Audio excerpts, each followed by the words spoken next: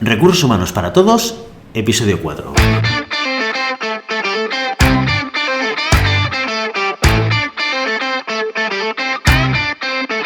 Bienvenido a Recursos humanos para todos, tu podcast semanal sobre recursos humanos. Podcast que podrás encontrar en iVoox, Spotify y iTunes, y en nuestra página web www.sdhumancapital.com, donde también encontrarás más contenido en nuestro blog e información sobre nuestros servicios. Este podcast está pensado para profesionales de recursos humanos, gerentes o jefes de equipo, y podrás encontrar técnicas, consejos, ideas, conceptos y noticias sobre la gestión de personas, eso sí, con un enfoque práctico y aplicable. Mi nombre es Guillermo, socio en SD Human Capital, y a mi lado tengo a Ramoni, socia en SD Human Capital. Hola Ramoni, ¿qué tal? Hola, ¿qué tal Guillermo? Muy bien. Muy bien. Ramoni, hoy estábamos pensando en dedicar el podcast y el capítulo a iniciar un monográfico vinculado sobre todo al mundo de la selección. Antes de empezar, me gustaría hacer mención de una conversación que he tenido por LinkedIn con una persona, con Isabel de Ciudad Real, con la que contacté desde LinkedIn y me comentó que nos había escuchado y que uno de los temas que a ella le interesaba era hablar un poquito más sobre evaluación de personas y selección de personal. Así que primero de todo me gustaría dedicar este capítulo a ella y esperemos que le vaya a ayudar tanto este capítulo como los próximos a poder quizás aprender algunas cosas o identificar nuevas cosas que poder utilizar en sus procesos de selección. ¿Te parece? Perfecto, genial. Pues nada, Isabel, aquí estamos para ver si hoy podemos echarte un cable. Sí, comentarte que hoy lo que vamos a hacer es hacer un repaso rápido de lo que sería un proceso de selección y sus diferentes fases, ¿vale? Y que después seguramente dedicaremos otros podcasts donde profundizaremos en cada una de estas fases y seguramente podremos aportarte más información que pueda ser relevante a ti y a otros oyentes. Perfecto. Pues yo creo que una de las preguntas que seguramente mucha gente se hará o se hace cuando tiene que empezar a reclutar a nuevas personas para su proyecto o para su equipo es por dónde empezar, ¿no? ¿Cómo tengo que hacerlo? Si tengo la necesidad de incorporar a alguien en mi equipo, ¿qué es lo que debería hacer? Vamos a ver, mira, yo los procesos de selección los divido en cinco fases, ¿vale? Entonces, si te parece, vamos a ir repasando cada una de estas fases, empezando, como comentabas, por ese inicio, en lo que es súper importante y lo que nos va a ayudar a poder desarrollar correctamente esa selección, ¿vale? Que es la definición del puesto y del proyecto, ¿vale? Es muy importante que dediquemos un ratito a obtener toda la información y a captar y a recoger toda la información que necesitamos para después esa posición. Esa información que está relacionada con ¿qué? Pues está relacionada con lo que va a hacer la persona, con qué tareas se va a enfrentar. Después está relacionado con lo que es el perfil del candidato, o sea, qué es lo que necesitamos, qué perfil va a tener la persona a nivel de, pues bueno, de habilidades, de formación, de experiencia, de conocimientos, ¿vale? Y una parte súper importante es qué voy a ofrecerle yo a estas personas, ¿vale? Porque a veces nos olvidamos que los procesos de selección son en dos direcciones. Una, que nosotros escojamos a un candidato o una candidata, pero por otro lado que nos escojan a nosotros, que escojan nuestro proyecto, con lo cual definirlo bien, definir qué condiciones podemos ofrecerle, cómo va a ser el equipo del que va a formar parte, si va a tener proyección, cuáles son los retos de ese proyecto que le estamos ofreciendo a la persona, cómo es la empresa, ¿vale? Todo eso es algo que tenemos que tener muy claro y muy definido antes de empezar. Claro, y es uno de los elementos que quizás muchas veces pasamos por alto, ¿no? Porque implica una de las cosas más complicadas en la gestión en general, no de personas, pero en general, que es de digamos, asumir que hay una serie de cosas que no vas a buscar, o sea, renunciar a otras cosas. A veces dices, mira, yo necesito, pues no sé, alguien que me ayude con la parte del marketing, y con esto ya he definido el perfil. No, hombre, no, tienes que ir más en detalle, ¿no? Pero dices, no, es que me podrían servir muchas cosas y me podrían servir perfiles con experiencias muy diversas, ¿no? Pero el hecho de no definirlo a priori, a veces nos podemos encontrar con la consecuencia negativa de, primero, estar dando palos de ciego, ¿no? Sí. Porque vas al mercado Sí. y como que te vale cualquier cosa, en general, entre comillas, vas a estar buscando y esto me vale, esto también me vale, y son cosas que incluso no son ni comparables a ningún nivel, y hace que un proceso de selección se pueda eternizar de manera súper prolongada, ¿no? ¿Qué elementos crees que deberían ser básicos? O sea, ese ABC de decir, ostras, alguien que vaya a buscar...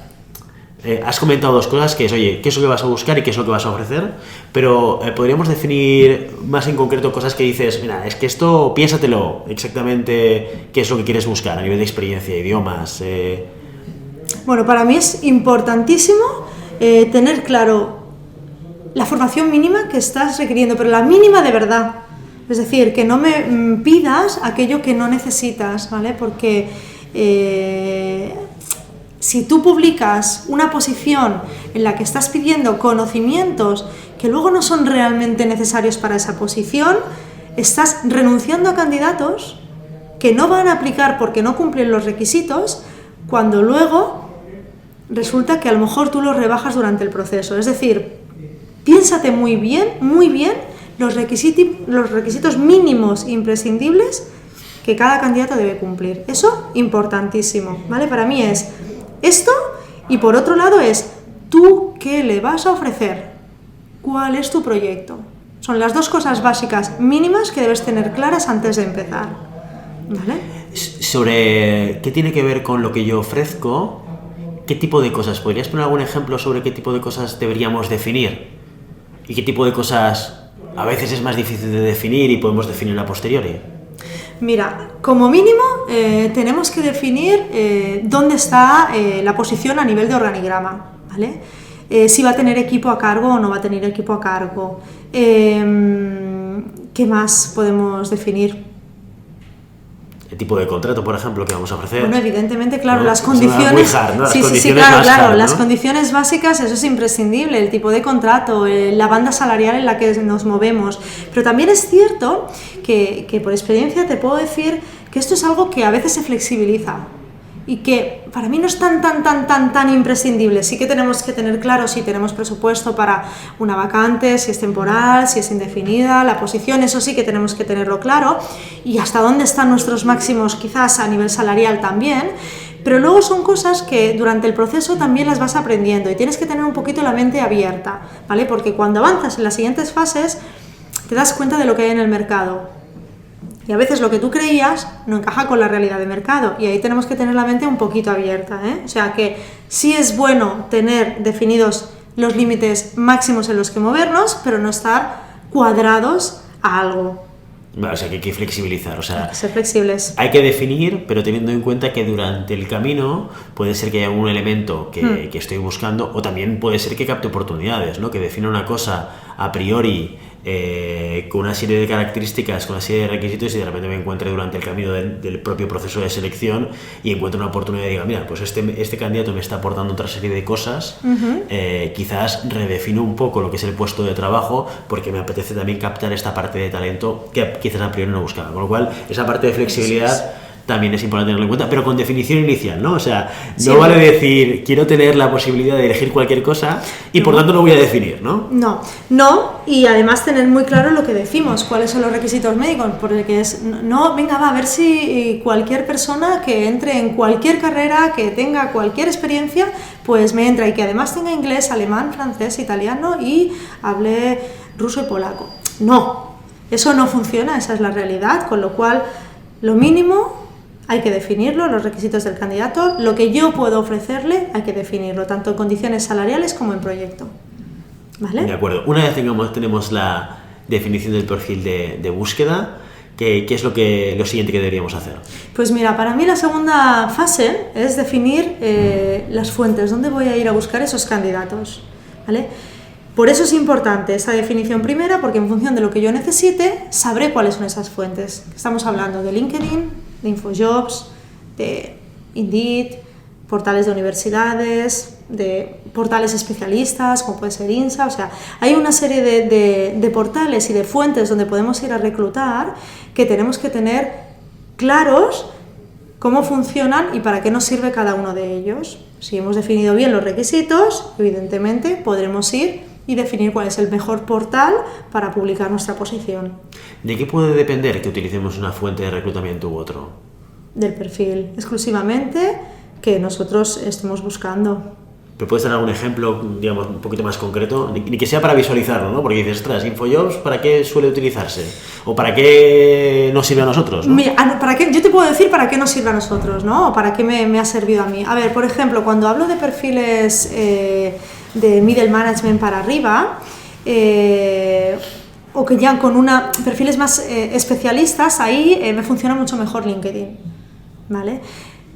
En cambio, cuando hablo de perfiles más técnicos, quizás, en esos perfiles me funciona mejor InfoJobs, por ejemplo, ¿vale? A mí me ha funcionado así hasta ahora, pero evidentemente las tendencias pueden ir cambiando, pero sí que es cierto que eso te diría, pues un perfil más comercial, de dirección comercial, de marketing manager, por ejemplo, esos perfiles los voy a buscar más a LinkedIn que no a InfoJobs.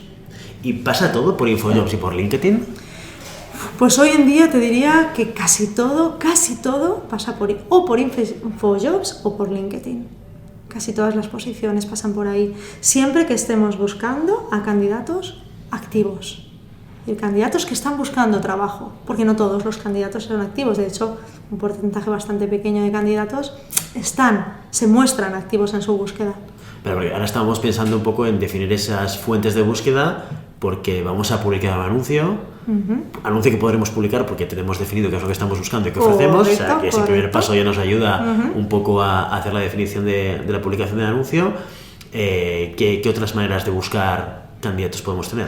Bueno, pues si no, una opción es publicar y la otra opción es ir a buscar candidatos de forma directa, hacer más un headhunting, es decir, contactar con candidatos que no están buscando activamente o al menos no se van a inscribir en ninguna oferta y ofrecerles tu proyecto, ¿vale? A través de pues, bases de datos como puedan ser InfoJobs, ¿de acuerdo? Como puedan ser también LinkedIn, una gran fuente hoy en día es LinkedIn, ahí encontramos muchísimos perfiles a los que podemos acercarnos, contactar y ver si tienen interés en aquello que nosotros les estamos ofreciendo.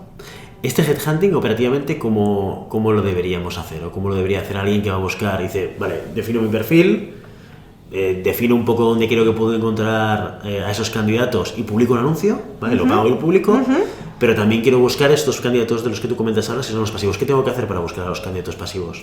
Bueno, pues en primer lugar tener la opción de buscarlos, es decir, que para eso tienes que contratar una cuenta con LinkedIn que te permita hacer esa búsqueda y tener una red amplia para llegar a estos candidatos, ¿vale?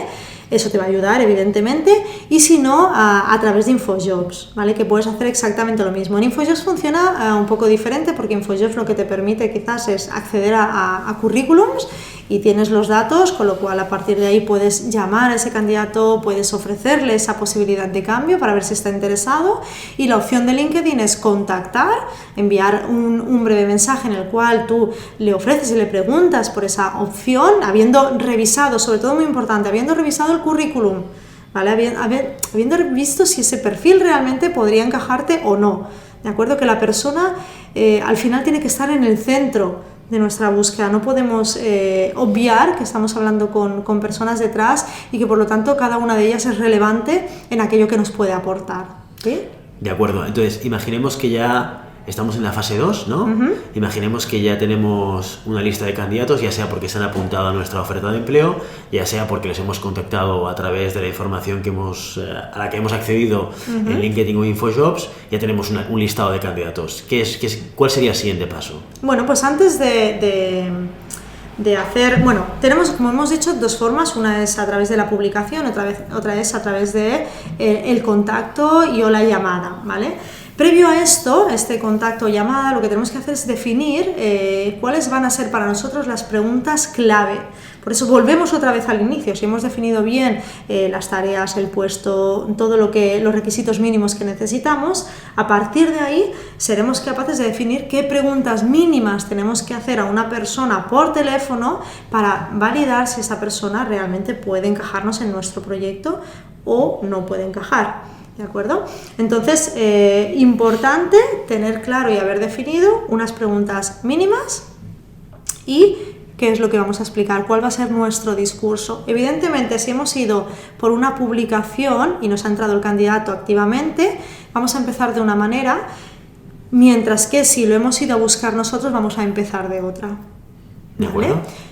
bajo mi punto de vista o mi experiencia, lo que hemos ido haciendo, pues cuando buscamos una persona que no está en búsqueda activa, inicialmente lo que le explicamos es, oye, este es nuestro proyecto, estás en un momento de cambiar, puede interesarte, ¿vale? Empiezas por explicarle tu proyecto y luego a partir de ahí, si muestra interés, evidentemente le harás una serie de preguntas que habrás definido. Mientras que si tú vas a un candidato que se ha inscrito a tu oferta, pues evidentemente entrarás preguntándole pues, el motivo de inscribirse a la oferta, le harás una serie de preguntas y luego pues, le presentarás el proyecto, ¿vale? Pero lo importante es tener muy claro que tiene que ser una conversación breve en la que tú puedas extraer el máximo de información a nivel hard, es decir, solo si a nivel curricular aquella persona encaja en lo que tú estás buscando y si lo que pone en el currículum es correcto, ¿vale? Y a nivel de funciones, porque a veces los currículums no están lo suficientemente detallados o no vemos el detalle que necesitamos, pues aprovechamos ese breve screening telefónico para profundizar un poquito en aquellas funciones que se han realizado en las diferentes experiencias. Mira, aquí hay una cosa que es muy interesante porque yo me he encontrado en casos y nos hemos encontrado nosotros en casos de clientes que esta tercera fase que estamos hablando, que sería la entrevista telefónica, se la quieren saltar. Bueno, o sea, sí. Identifican, ¿no? O sea, van a LinkedIn, por ejemplo, identifican el perfil que para ellos es el ideal para incorporar a su equipo y te dicen, oye, quiero entrevistarme con esta persona, ¿no? Y obvian el hecho de que, primero, un currículum en sí mismo no deja de ser una hoja con texto que luego tú interpretas lo que la persona hace y hay vida más allá del currículum, ¿no? Detrás del currículum hay muchas cosas. Hay personas, ¿no? Entonces esto a veces se obvia, ¿no? Y lo segundo es, no todo el mundo que vayas a encontrar en LinkedIn va a querer trabajar contigo o con tu proyecto o va a estar interesado en lo que tú vayas a ofrecer, ¿no? O sea, esta parte de, bueno, y el candidato que te pregunta, ¿y qué hay de lo mío? ¿No? Explícame a mí qué es lo que a mí me va a ayudar a que este puesto de trabajo sea atractivo, este proyecto sea atractivo, ¿por qué yo debería cambiar? Incluso aunque estén en búsqueda activa de trabajo, ¿no? Incluso, evidentemente que sí, incluso. Por eso el screening telefónico, ese primer filtro, es importantísimo, porque pues, primero pues, para validar el interés por ambas partes, ¿vale? Nos sirve prácticamente para eso. Es si a la otra persona le interesa, porque a lo mejor hablas con la persona y resulta que lo que tú le estás comentando a futuro no va para nada con lo que está buscando esa persona, ¿vale? O al revés, o tú has leído X en el currículum y has interpretado, como tú dices, lo que has querido interpretar porque te ha parecido y luego cuando hablas con la persona no se parece nada a lo que estás buscando. Es que hay que aprovechar ese screening para validar, es un primer filtro, ni podemos saltarlo ni podemos obviarlo. Es imprescindible hacerlo, que sea claro, conciso y que vaya a buscar aquello que necesitamos encontrar. Y que luego además te permite ahorrar tiempo. Evidentemente, porque si cada currículum identificado es una entrevista, claro, multiplicas, no sé si por 2, pero multiplicas bastante el tiempo dedicado a lo que es el proceso de selección, ¿no? Cuando con como tú dices, una breve conversación te ayuda a clarificar cosas de base, ¿no? Perfecto. Y déjame hacerte una pregunta también en base a la experiencia que tenemos, ¿no? ¿Cuántos screenings, cuántas entrevistas telefónicas de media a nivel global se pueden dar en un proceso de selección? Va a depender de muchos factores, como todo aquí, Guillermo, depende, ¿no? es la respuesta, quizás parece que sea la respuesta fácil, pero es verdad, cada posición hay que analizarla y en función de las características de esa posición, el número de screenings se va a incrementar o no. Lo que sí que es cierto, y es muy importante, que tú vayas analizando cada una de estas fases, porque si tú sabes qué porcentaje de conversión estás teniendo por cada X screening que realizas en entrevista, en face to face, eso te va a permitir saber qué velocidad le vas a poder dar a ese proceso o no. Si estás teniendo alguna traba en el camino, o sea, si por lo que sea, pues imagínate, no estás ajustado en banda salarial, por eso decía antes lo de flexibilizarse. Si ves que no estás ajustado en banda, ¿qué es lo que está pasando? Que a lo mejor, ¿qué tengo que reducir? ¿Años de experiencia? ¿Tengo que incrementar la banda? ¿Qué es lo que puedo hacer para ajustarme a lo que yo estoy buscando? Entonces, a partir de ahí puedes calcular el número de screenings en función del porcentaje de conversión. en una posición que vaya toda por publicación, pues a lo mejor estamos hablando de hacer pues unos 15, 20 screenings para poder hacer 8 o 9 entrevistas face to face.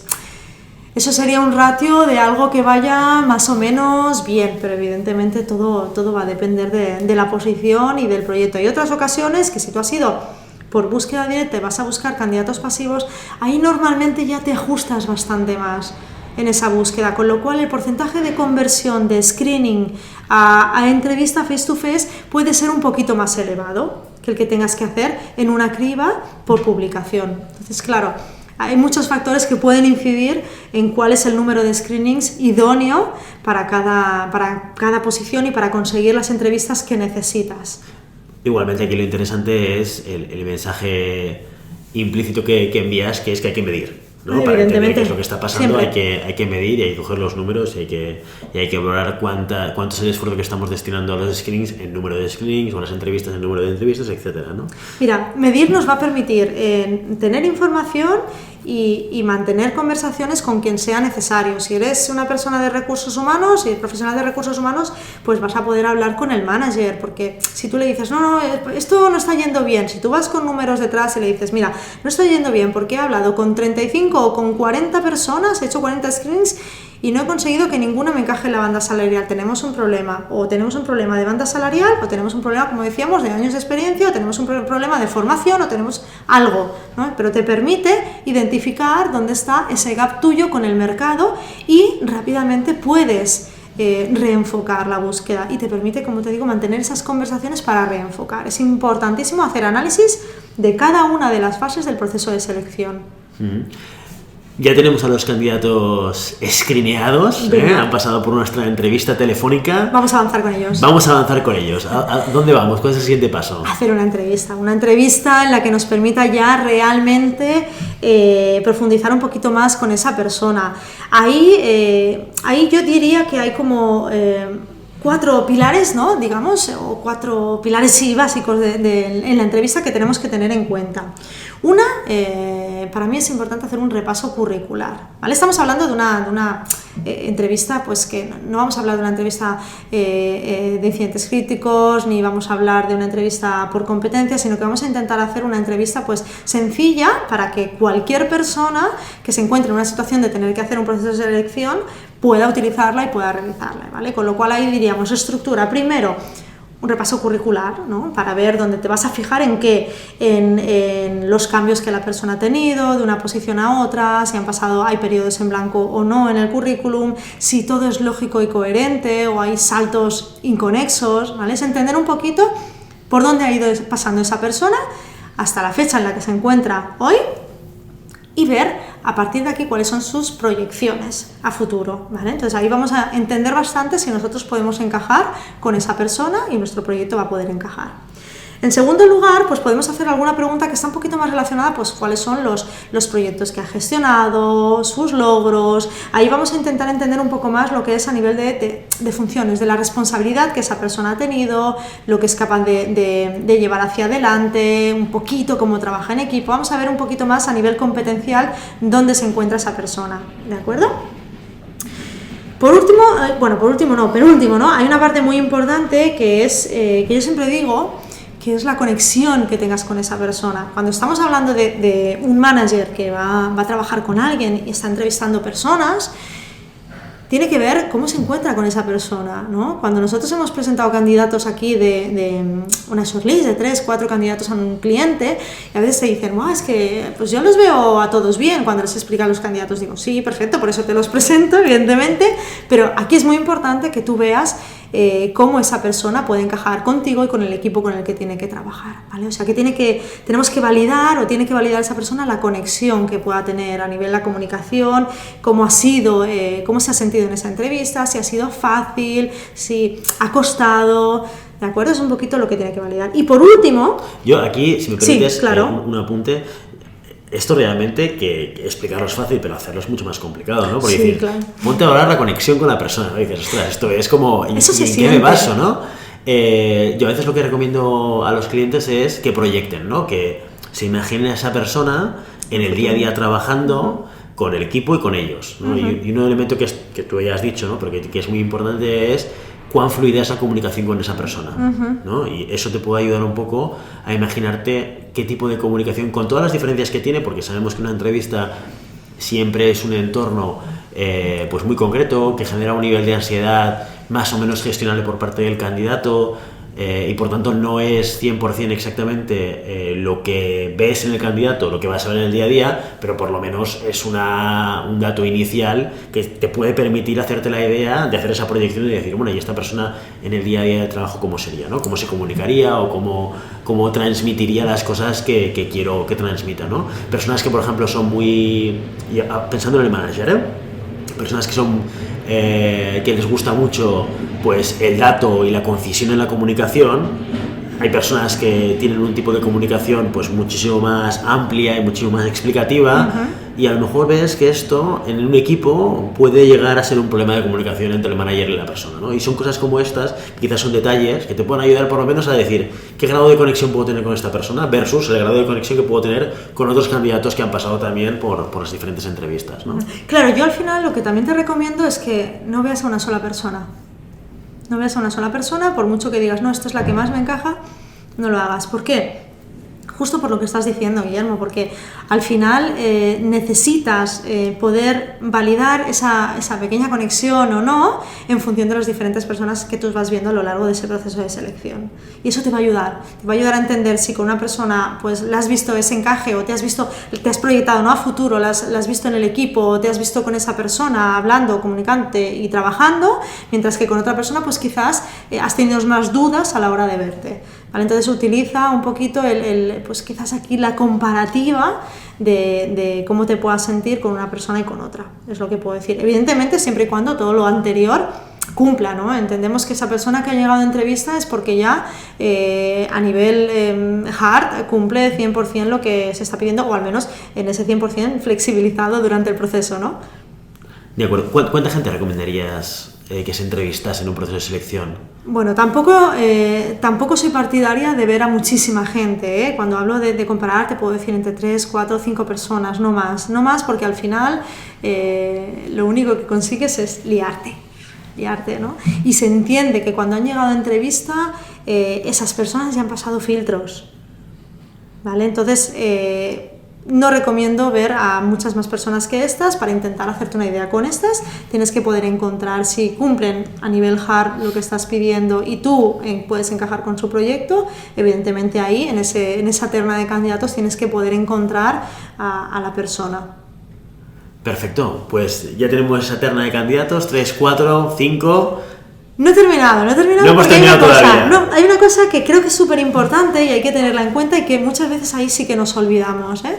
Y es que cuando tú estás haciendo esa entrevista, después de preguntar, llega un momento que te toca explicar.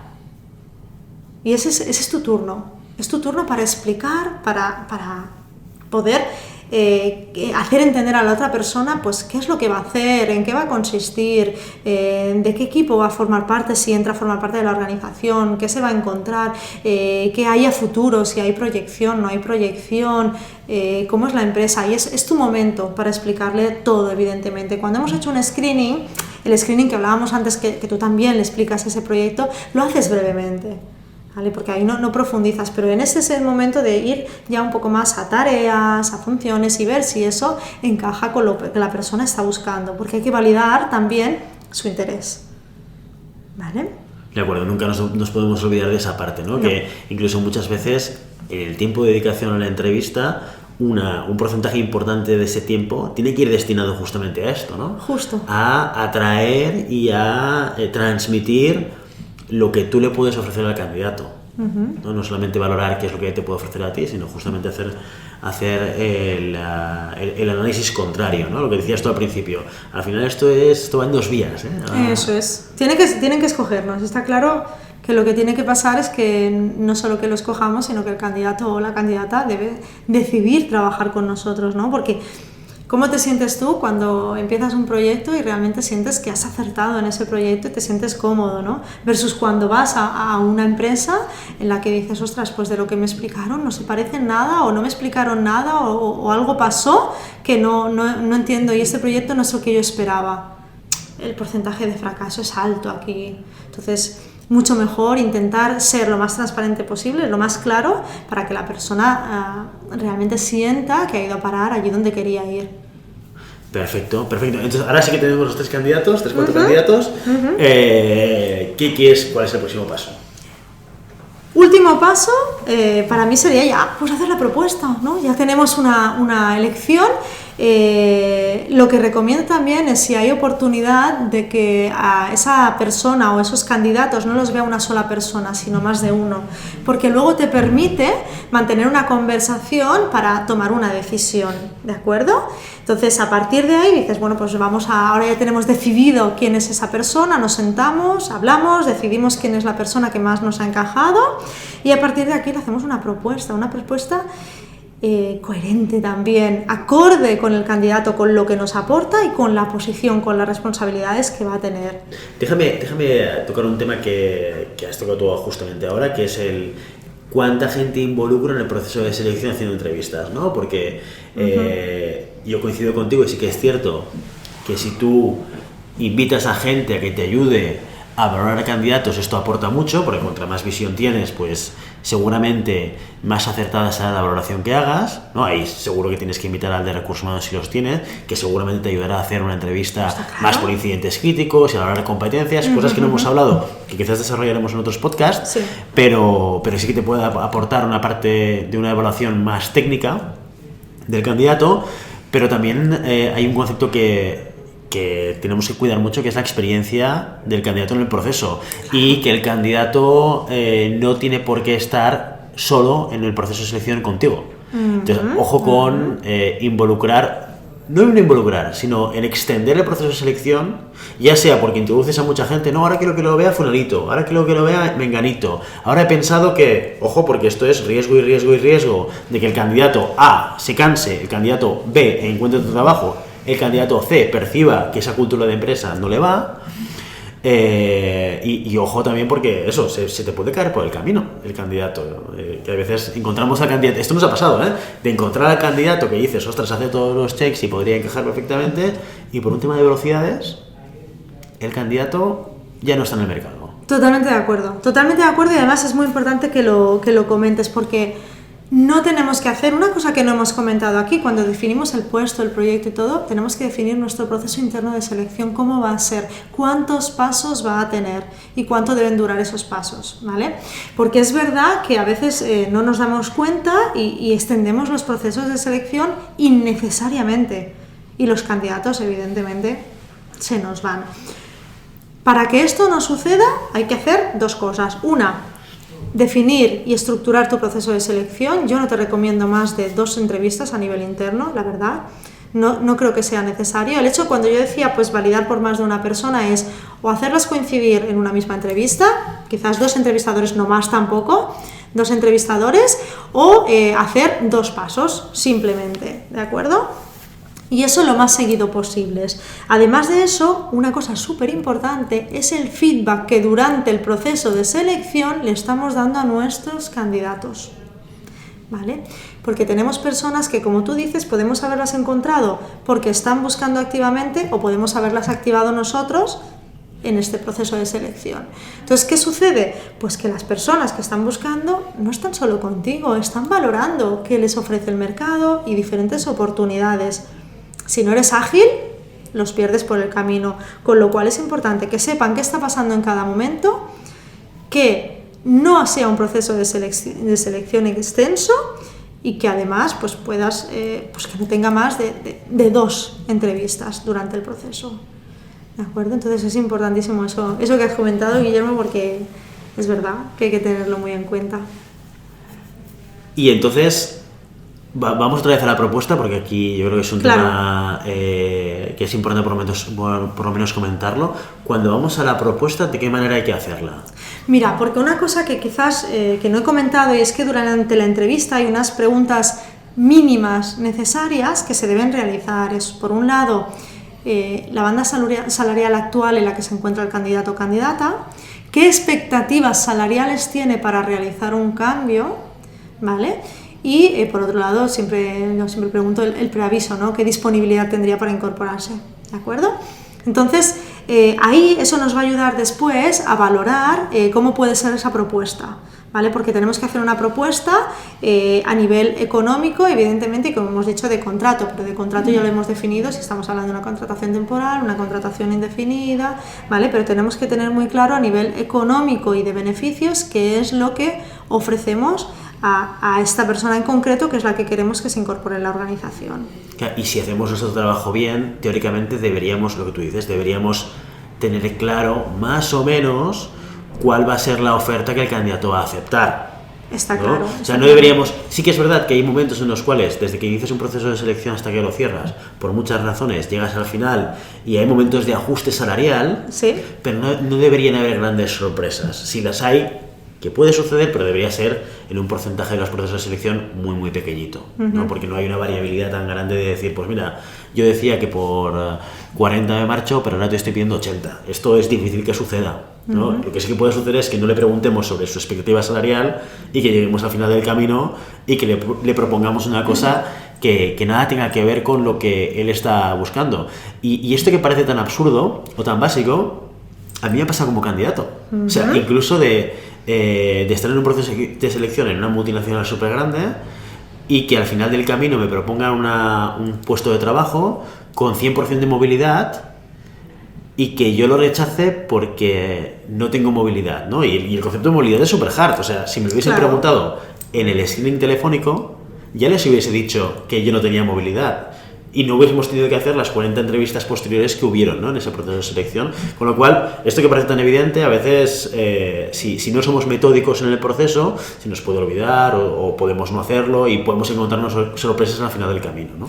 Claro, por eso, como decíamos, es importante definir desde el inicio, tener claro el puesto, el proyecto, tener claro qué es lo que estoy buscando para poder utilizar el screening como primer filtro y no saltárselo, es utilizarlo de verdad, ¿vale? A partir de aquí, en el screening, es que lo que es, por ejemplo, hablas tú de la movilidad, pero lo que es la banda salarial se pregunta hasta en 2 y 3 ocasiones a los candidatos y se valida durante el proceso. Lo preguntas en el screening, lo preguntas en la entrevista y lo vuelves a validar durante el proceso por si ha cambiado algo, ¿vale? Es decir que eso es algo que, como tú dices, no tiene que llegar a ser una sorpresa, sino que tenemos que ser capaces de hacer una oferta coherente para la persona y que luego tenga pues bastantes o un 99% de opciones de aceptarnos. Evidentemente siempre puede cambiar algo durante el camino y en el último momento, y es que si está en varios procesos y le hacen una oferta astronómica a nivel económico, pues evidentemente la tuya pues pueda ya no encajarle. O sea, pueden suceder cosas, claro que pasa,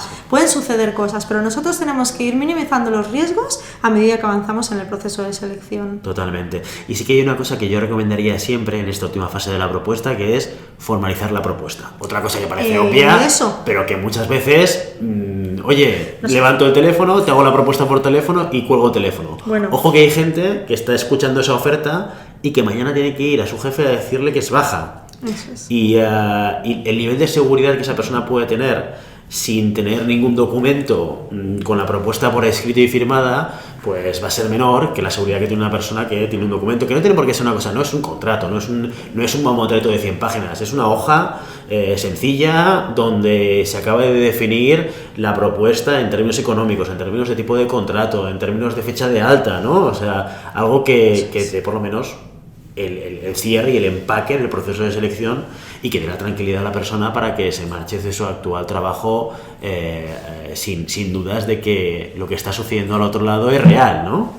Correcto. En esta última fase de la propuesta, normalmente hay un par de maneras que yo considero que se pueden utilizar, ¿no?, para hacer esta propuesta. La primera es llamas y citas a la persona por última vez y cuando está contigo es cuando le presentas por escrito esa propuesta que debe contener lo mínimo, como tú dices, es, oye, te doy la bienvenida a mi equipo, te digo cuáles son las condiciones salariales que te estoy ofertando, cuál es el tipo de contrato, porque me estoy comprometiendo contigo, te digo el tipo de contrato y te digo cuándo te voy a incorporar y si hay cualquier otro beneficio o cualquier otra condición que se pueda dar, ¿vale? O sea, es un compromiso que yo estoy adquiriendo contigo, lo adquiero en ese momento, ¿de acuerdo? Eso sería una opción. La otra opción, que muchas veces es, llamo a la persona, oye, entonces cuando le digo, me encantaría que entres a trabajar en el equipo, te doy la propuesta, pero quiero formalizarla contigo. Entonces ya le cito para formalizar esa propuesta y hago exactamente lo mismo y se la doy por escrito. Pero para mí es imprescindible dar una mínima seguridad a esa persona. Como tú dices, hay que pensar que pueden estar dejando el empleo, no siempre, pero pueden estar dejando el empleo o pueden estar rechazando otras ofertas porque han aceptado la tuya. Imagínate, o sea, tú como candidato pues te dicen, mira Guillermo, estoy encantado de que te incorpores, vienes el mes que viene, el día 1, y tú rechazas ofertas por el camino y el día 31 te dicen, mira Guillermo, que oye, que al final... Lo hemos repensado. Que lo hemos repensado y que tú no eres. Madre mía, ¿no? ¿Cómo te quedas? Pues mal, pues entonces tenemos que pensar que a nadie nos gustaría que nos hiciesen eso, con lo cual ese mínimo compromiso da formalidad, da seriedad y da un poco de garantía a la persona que tenemos al otro lado. Bueno, y cierra y paquetiza todo el proceso a nivel de experiencia de candidato. Eso es. ¿No? Que luego este es como... es el preluna de miel, ¿no? O sea, luego está la luna de miel y luego la vida en pareja, eso, ¿no? Eso, que esto es otra historia que ya explicaremos cómo eso tiene que funcionar, ¿no? Y cómo se tiene que valorar, pero sí que es verdad que si en esta etapa, que es la etapa casi de enamoramiento, sí. ¿no? Si no conseguimos enamorar... Claro, ahí seguramente tenemos un problema, ¿no? Sí, totalmente de acuerdo. Perfecto, Ramón. Y oye, pues yo creo que hasta aquí nuestro episodio número 4, ¿vale? Hemos hecho un repaso un poco de la estructura de las fases del proceso de selección. Será interesante entrar en cada una de ellas para ver de manera práctica y con ejemplos cómo se pueden implementar y cómo se pueden solucionar. Correcto. En el día a día. Pero bueno, hasta aquí nuestro episodio número 4. Muy bien. Yo si te parece, solo un breve inciso que me gustaría hacer como un pequeño recorrido, ¿no? Perfecto. Recordando cuáles son las fases, ¿vale? Y los dos tips que para mí son súper importantes dentro de un proceso de selección, ¿no? Recordemos que primero, pues hemos dicho que tenemos que definir bien el puesto y el proyecto, ¿vale? Para la persona que vamos a incorporar. Definir bien las fuentes de reclutamiento en función de ese perfil que hemos definido. Las preguntas para nuestro screening telefónico que vamos a realizar, un screening breve, conciso, para poder hacer ese primer filtro que nos llevará a las entrevistas face to face, donde valoraremos un poquito más a nuestros candidatos. Y por último, realizaremos esa propuesta a ellos que sea coherente, ¿vale? No olvidemos el feedback que debemos dar durante el proceso a los candidatos y el análisis que tenemos que ir haciendo de cada una de las fases del proceso de selección. Perfecto, genial, Ramoni. Pues sobre todo, si te gusta el contenido de este podcast, no te olvides suscribirte y dar 5 estrellas en iTunes y me gusta en iVoox y Spotify. Nos va a ayudar a que este podcast llegue a más gente. Igualmente recuerda que puedes encontrar más contenidos, noticias y recursos en nuestra web corporativa sdhumancapital.com. Muchas gracias por todo, por tu tiempo, por tu atención, por tu interés en estos temas sobre gestión de personas. Nos escuchamos en el próximo episodio. Hasta entonces, ¡feliz semana! Hasta luego.